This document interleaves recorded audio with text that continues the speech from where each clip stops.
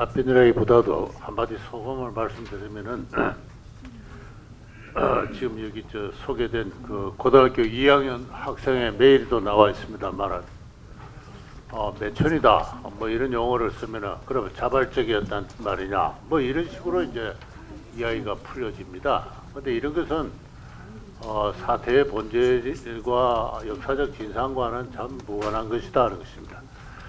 오늘날 2000년대 또는 뭐 1990년대 이후에 올해 한국의 이른바 성매매 산업이 어떤 형편에 놓여 있는지는 저는 뭐 조사한 바도 없고 여성가족부에서 나온 보고서를 가끔 참조하고 있는 실정입니다만은 뭐 거기서나 자발적이다 뭐 이런 언사가 혹시 통할지 모르겠으나 이 지금 문제가 되고 있는 일제 시대는 이런 언사로서 그 시대 상황을 표현하는 것 자체가 매우 잘못됐습니다. 이런 질문이 들어올 때 그것은 잘못 제기된 질문입니다라고 대답을 해야 됩니다. 조선시대 어릴 때부터 기생으로 태어난 소녀가 자발적이냐 강제냐 이 질문이 안 되는 것과 마찬가지로 식민지기에는 여성의 인권이 없었습니다. 오늘 같은 여성의 인권이 있을 때 자발적이냐 뭐 이런 그 문제 제기가 가능한 것이지 일제시대는 여성의 인권이라는 게 존재하지 않았습니다. 그 시대 상황을 좀 알고 나서 이야기를 해야 된다는 것을 제가 강조를 하고 싶습니다. 여성들이 밖에 나가서 뭐 이렇게 사업을 하거나 계약을 할 주체로서 인격을 인정받지 못했습니다. 초창기에는 남편이 아무리 못된 짓을 해도 이혼을 제기할 능력도 없었어요. 이혼 제기할 능력은 1920년대가 되면 인정이 됩니다만은 그 외에 여러 가지 사회생활은 일일이 호주의 그 거란과 성인의 통제를 받아야 됐던 게 그 당시 여성의 상황이고, 그리고 도시부나 농촌부나 성공한 사회적으로 뭐 꽤나 이름 날리는 남자들은 공공연하게 복수의 철을 복헌제를 유지하고 있던 그런 시절에 여성의 인권이라는 게 없었어요. 그때 무슨 자발적이냐 강제적이냐 이런 언사로 그 시대 상황을 이야기하고 있는 겁니까? 그래서 이 고등학교 학생들의 이러한 질문 저도 수없이 받고 여기서도 그 질문을 받았는데 아마 제처럼 대답을 했었으면 그 문제는 없었을 거예요. 근데 엉뚱하게 강남 뭐 이렇게 이야기 뭐 하다 보니까 지금 말이 좀 휘말린 것 같은데 앞에 서 계시는 기자분들도 이 점을 좀 분명히 하셔야 됩니다.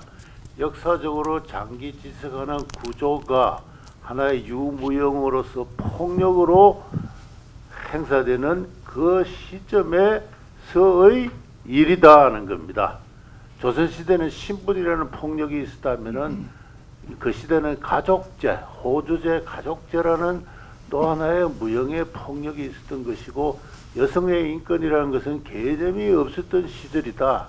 그럴 때 가난한 집안에 성윤리가 가족윤리가 결여된 가부장이 또 혼기를 앞둔 결혼시키면은 뭐 조금 비용이 들잖아요. 플러스 마이너스 하면은 내보내는 게 훨씬 더 덕이 됩니다.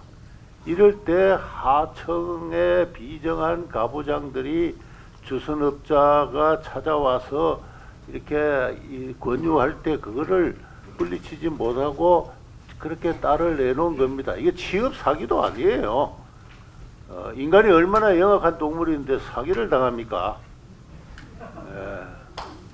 그래서 좀 뭐 자발적이냐 취업 사기냐 강제적이냐 이런 유치한 언설은 이제 좀 그만둘 때가 되었다는 걸 제가 강조를 하고 싶습니다. 예.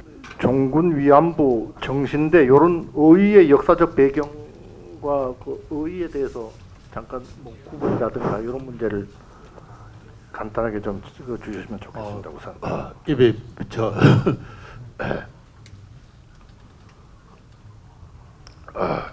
여러 사람이 글이나 언론을 통해서 위안부와 정신대는 다른 계통의 문제다 하는 것은 이미 상당한 정도로 우리나라 국민들이 알고 있습니다. 그러나 1991년 일본군 위안부 문제가 터졌을 때만 해도 이것은 전혀 구분되지 않았습니다.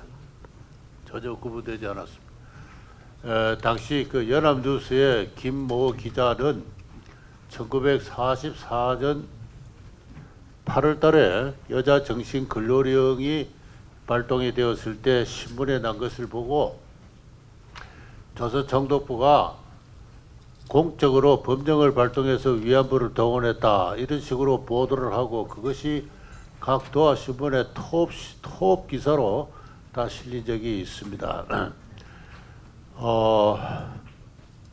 그 뒤에 제가 그 기자를 만나가지고 그 잘못된 오보입니다 했더니 깜짝 놀랐더라고요.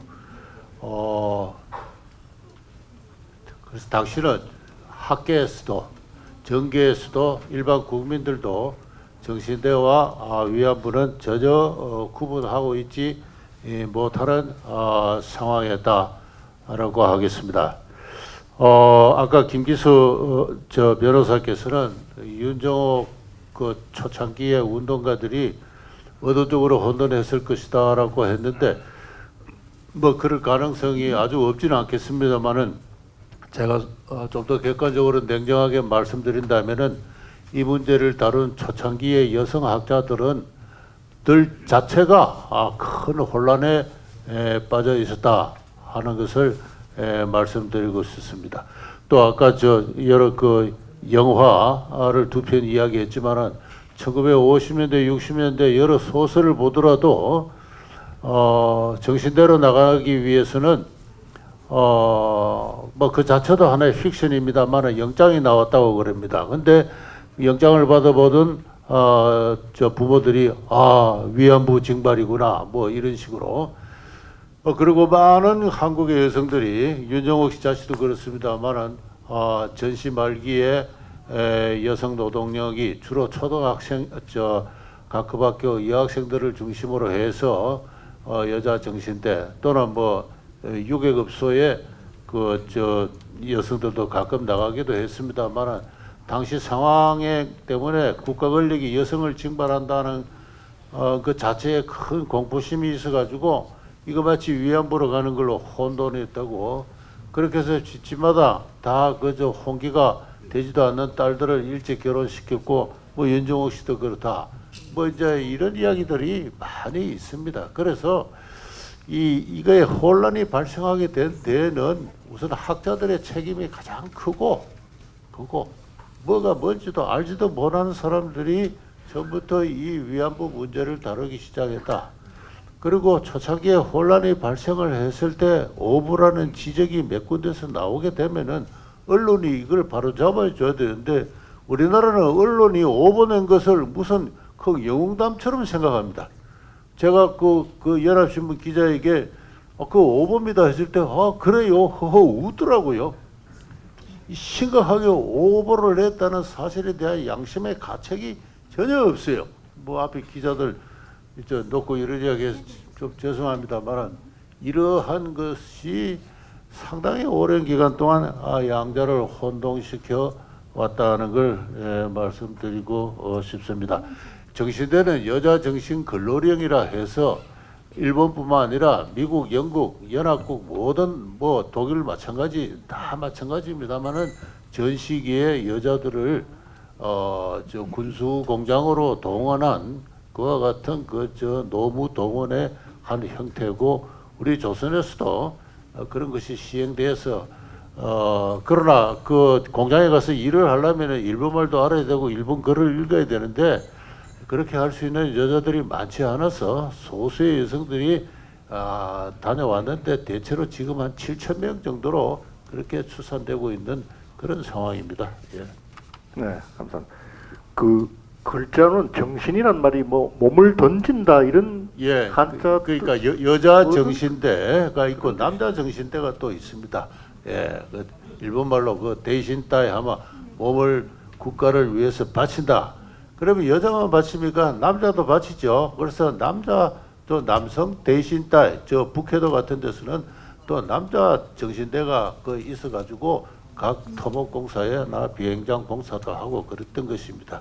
그래서 정신대는 여자의 하나의 문제만은 아니다 하는 걸 말씀드리고 싶습니다. 네, 감사합니다. 저 이 선생님께 다시 또 질문드립니다. 김길자 선생님의 질문인데요.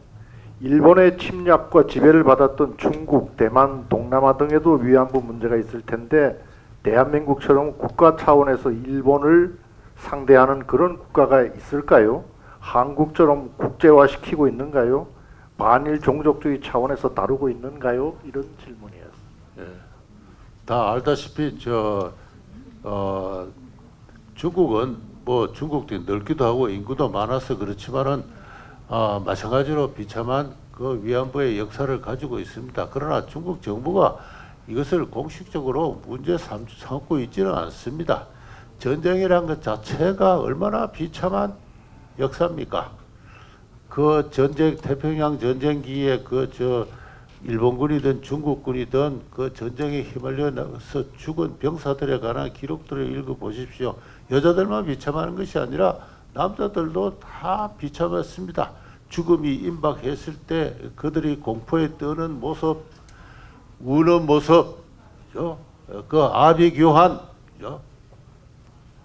그래서 중국 정부는 그걸 공식적으로 문제 삼고 있지 않습니다. 그리고 우리는 일본에 대해서 배상을 요구하지 않는다는 것은 장개석 총통 이래 모택동까지 큰 대원칙으로 이렇게 존재하고 있고, 그런 의미에서 역시 하나의 나름의 제국을 건설해 본 큰 국가를 경영할 수 있는 그런 나라의 하나의 큰 모습을, 정신을, 규모를 볼 수 있다, 이렇게 이야기할 수 있습니다.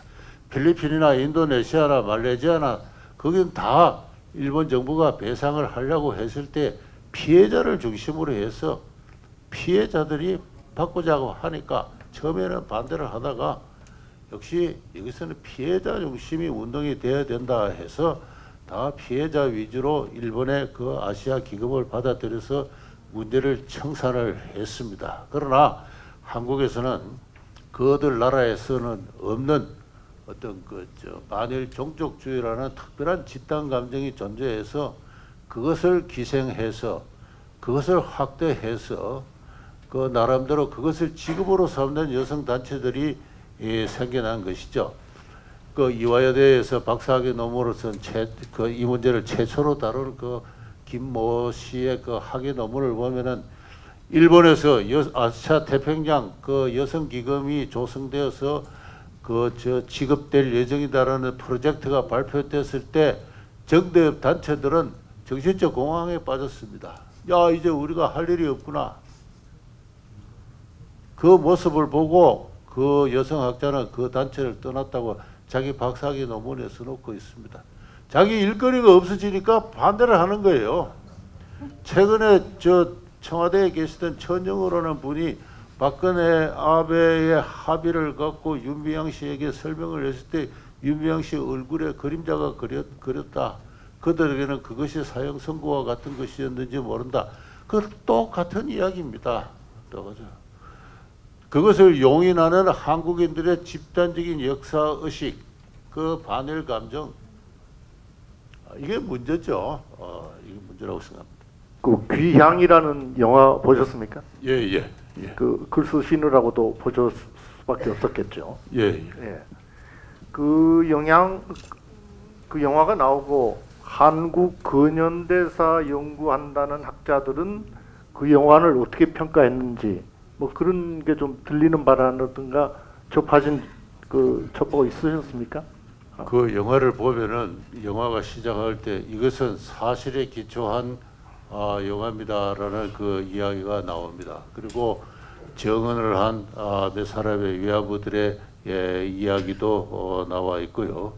그렇게 해서 그 이야기를 영화를 보는 사람들은 또 판단 능력이 결여한 청소년들은 그것을 사실로 믿을 수밖에 없고, 그 영화를 제작하는데 무려 한 6만 명 가까운 사람들이 기부를 했습니다. 그 기부자 명단이 또 영화가 끝나면 다 나오는데, 그 영화는 한마디로 말해서 예술 작품으로서 영화라기보다는 뭐 전후 그 스토리에 연결도 되지 않고 하나의 그 일종의 선전물입니다. 선전물인데 이런 그 영화가 한 300만 명의 그 관객을 동원하고 또 초등학교는 모르겠습니다만은 뭐 중등학교 등 이상에서 그 위안부 특별 계기 수업 때 그 몇 개 장면들이 이렇게 뭐 다는 아니고 그 뭐 끌고 가는 장면, 총살하는 장면, 뭐 이런 그 장면들은 또 교실에서까지 또 이렇게 방영이 되고 서울시에서 계기 수업 자료로 제시한 그 간단한 팜플렛도 그 영화는 직접 인정되고 있지는 않습니다만은 여자애를 끌고 가는 그 일본 관원의 그 폭력적인 그 커리커처가 그려져 있고 합니다. 근데 이런 것에 대해서 지금 이 문제를 담당해온 그 한국의 사회학계 지금 뭐 사회학자들이 주로 관련해 왔고 하는데 역사학자로서 이 문제에 관련해서 발언한 사람들은 제가 아는 한 없습니다. 박사학위 논문이 한 2-3개 있어요.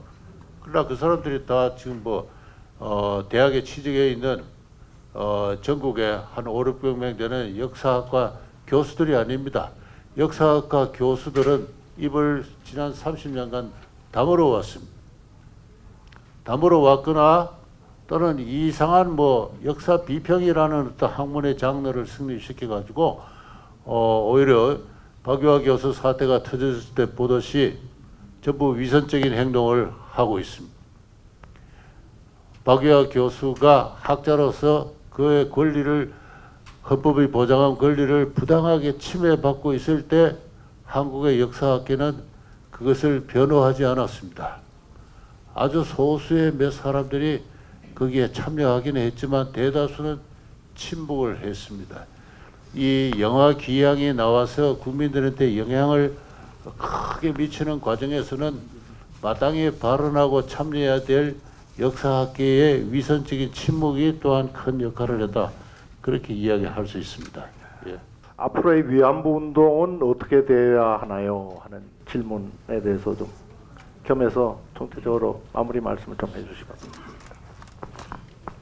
예, 마무리 발언의 기회를 주셔서 감사합니다. 앞으로 위안부 운동은 어떻게 되어야 하나요? 또 일본 정부의 책임은 없는 건가요? 사죄할 일은 없다고 보시는 건가요? 솔직하게 답변드리겠습니다. 주익적 사안의 거리도 나오지만은 위안부 문제는 지금 막다른 골목에 들어가 있습니다. 일본 정부와 2차례에 걸친 그 합의와 배상 사과를 받아내고 또 실질적인 위안부들에게 도움이 될 만한 그런 보상 정책을 강구했지만은 한국 스스로 그것을 뿌리쳤습니다. 이제 다시 그것을 지금 요구를 할 수도 없고, 그래서 위안부 단체들이 일본 정부를 피고석에 앉히는 재판을 지금 진행시키고 있는데, 다른 나라의 국가를 피고석으로 앉혀놓고 재판을 벌인다는 것 자체가 저는 넌센스라고 생각합니다. 막다른 골목에 들어가 있으니까 막다른 골목에서 나와야 됩니다. 나와야 됩니다. 그게 해결책입니다. 다시 말씀드려서 정부가 매달 200만 원 가까운 다른 큰 돈을 이거 국가의 어느 유공보훈자에게도 베풀어지지 않는 초특혜라고 저는 생각합니다. 그 특혜를 지금 현재도 받고 있습니다. 그 외에 목돈으로 2차례 정도 큰 목돈을 받았습니다. 그러면은 대다수의 위안부들은 그런 줄 알고 다 조용히 있습니다. 그 몇 사람들이 지금 문제를 일으키고 있는데 거기에 전 국민이 끌려가서 막다른 골목에 들어갔는데 다시 후퇴를 해서 나와야 됩니다. 그렇게 해서 이 문제를 여기서 종식시켜야 됩니다. 그리고 우리가 그동안 무슨 일을 해왔는지를 조용히 성찰을 하고, 제가 볼 때 아직 연구되지 못한 과제들이 많이 있습니다. 그래서 그런 것을 학술적으로 조용히 연구를 하고 또 후세들에게 가르칠 게 있으면 가르치는 것이지 더 이상 이 문제를 외교적 문제로 끌고 가서는 안 그래도 국제사회에서 한국의 국격이 변했이 추락돼 있는데 더 이상 이런 식으로 갈 수는 없다는 생각이 들고요. 일본 정부의 책임은 없는가와 관련해서 또 사죄를 할 일은 없는가. 아까도 사회자께서 말씀드렸습니다. 크고 작은 사회가 공식적인 사죄가 39번이나 있었고 비공식적인 사죄는 뭐 60회나 그랬습니까?